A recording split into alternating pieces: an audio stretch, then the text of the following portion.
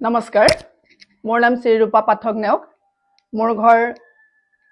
2 নং ৰঙাজান শ্ৰীভূঞা বুলি কয় ডিস্ট্ৰিক্ট লখিমপুৰ পোষ্ট অফিস লেটিকু পুখুৰী মই এই হালখন লোৱা প্ৰায় 7 মাহ হৈছে হালখনৰ পৰা মই উপকৃত হৈছো এটা কথা কাৰণে মই বহুত আগ্ৰহী এখন হালৰ কাৰণে এটো মোৰ ব্যৱসায় ভিত্তিত নহয় কিন্তু মই নিজে যিখিনি কাপোৰ পিন্ধো বোৱা কাপোৰ পিন্ধি মই ভাল পাওঁ মই নিজৰ কাৰণে যিখিনি কৰিব পাৰিম বুলি ভাবিছো বা বৈ বেলে বেলেগক যেনেকে গামোচা এখন মই দিব পাৰিম হেতু মোৰ এটা মানে বহুত উচ্চাকাংক্ষা আছে